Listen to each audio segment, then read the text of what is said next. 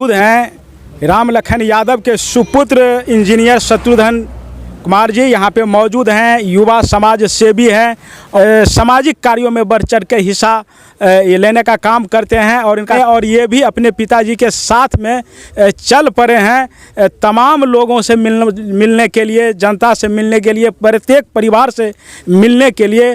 तो इनका आगे का क्या उद्देश्य है, ये युवा हैं, ये हम जानने का कोशिश करेंगे। सबसे पहले हम आपको बहुत बहुत धन्यवाद और आभार व्यक्त करते हैं और समस्त क्षेत्रवासियों सहित देशवासियों को हम नव वर्ष का हार्दिक मंगलमय शुभकामना व्यक्त करते हैं। जी, आप युवा हैं और इंजीनियर हैं, इंजीनियर तो हैं ही, सभी को मालूम है। तो आप अपने पिताजी के साथ इस कारवां जो चला है, आज से शुरुआत हुई है, क्या उद्देश्य, क्या आपका क्या उद्देश्य है युवाओं के प्रति, क्या कहना चाहेंगे? देखिए, हमारा सिर्फ और सिर्फ उद्देश्य है कि लौकहा विधानसभा जो वर्षों से अपेक्षित रहा है जी, इस क्षेत्र में जो भेदभावपूर्ण तरीके से जो चीज़ें चल रही है, और हम देखे हैं पिताजी को कि हमेशा जन जन तक जाके एक एक व्यक्ति से, समाज के अंतिम पायदान पर खड़े व्यक्तियों के साथ जो कार्य करते हैं, उनके दुख सुख में शामिल होती है। तो हम चाहते हैं कि एक ऐसे व्यक्ति इस क्षेत्र का नेतृत्व करे जिसके मन में सिर्फ और सिर्फ सेवा का भाव हो। इसी उद्देश्य के साथ एक सहयोगी के तौर पे हम हमेशा साथ खड़े हैं और हम चाहते हैं कि सिर्फ और सिर्फ लौकहा विधानसभा का सर्वांगीण विकास हो। जी, मैं लौकहा विधानसभा की ही नहीं बात कर रहा हूँ, पूरे बिहार में युवा हताश और परेशान कोई है तो युवा ही है। देखिए, युवा तो परेशान है क्योंकि देश में जो रोजगार की स्थिति है वो काफ़ी दयनीय है और रोजगारों से लेकर विभिन्न तरह की समस्याओं को लेकर तो सबसे ज़्यादा परेशानी तो युवा वर्ग में है, क्योंकि सबसे ज़्यादा युवा है देश में। जी। तो युवा को क्या कहना चाहेंगे आप, जो हताश परेशान, नौकरी नहीं मिल रहा है? आप देख रहे थे बीटेट सीटेट का मामला को लेकर के लाठी भी खाना पड़ा युवाओं को।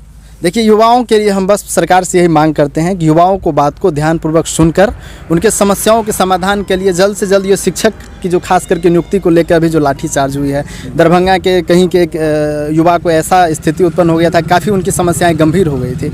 इन सब बातों को ध्यान में रखते हुए जल्द से जल्द बहाली की प्रक्रिया शुरू की जाए और उसका लाभ जो है सो युवाओं को मिलेगा। जब तक बहालियाँ नहीं होगी, जब तक वैकेंसी क्रिएट नहीं होगी, तब तक युवाओं का भला नहीं हो सकता है। यहाँ ग्रामीण क्षेत्र में लोग बच्चे को ज़मीन बेच के, कर्ज लेके, मजदूरी करके पटना से लेके दिल्ली, दरभंगा, मधुबनी जैसे शहरों में पढ़ाते हैं और ऐसी परिस्थिति बनती है कि वो लोग खाली हाथ घर लौटना पड़ता है। ये काफ़ी दुख की बात है कि अगर किसी बच्चे को किसी पिता ने, किसी माता ने सपना देख के मजदूरी करके अगर कहीं भेजते हैं पढ़ाई के लिए और वो खाली हाथ लौटता है, इससे बड़ा दुर्भाग्य किसी बच्चे के लिए या किसी परिवार के लिए नहीं हो सकता है। ये बिहार में ज़्यादातर युवा जो है ना, पढ़ाई लिखाई एक ही दिमाग में ये करके सोच करके करते हैं कि हमें नौकरी मिल जाए।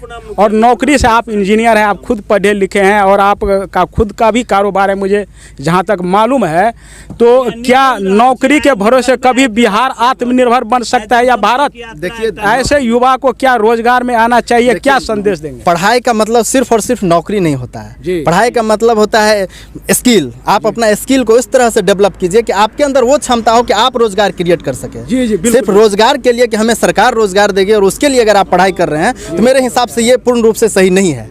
रोजगार होना चाहिए, रोजगार भी होना चाहिए, लेकिन 100% आप इस भरोसे पढ़ रहे हैं कि हम पढ़ लेंगे और हम सरकारी सेवा में चले जाएंगे, ये मेरे हिसाब से 100% जायज नहीं है। जी, यानी कि रोजगार करना चाहिए हर युवाओं को, नौकरी भरोसे नहीं रहना। नहीं, खुद के अंदर एक ऐसा कैपेसिटी डेवलप करना चाहिए कि हम रोजगार क्रिएट कर सके, हम रोजगार दे सके।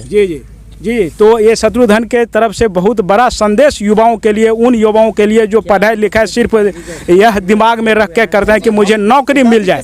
इनका कहना है, आप देख सकते हैं, ये कह रहे थे कि युवाओं को जो है अपना स्किल डेवलप करना चाहिए और वो खुद नौकरी लेने वाला नहीं, नौकरी देने वाला बनना चाहिए युवाओं को, तभी बिहार का और देश का कल्याण होगा और आत्मनिर्भर बन पाएगी। इसी के साथ मैं संतोष कुमार, नेशनल न्यूज़ बिहार।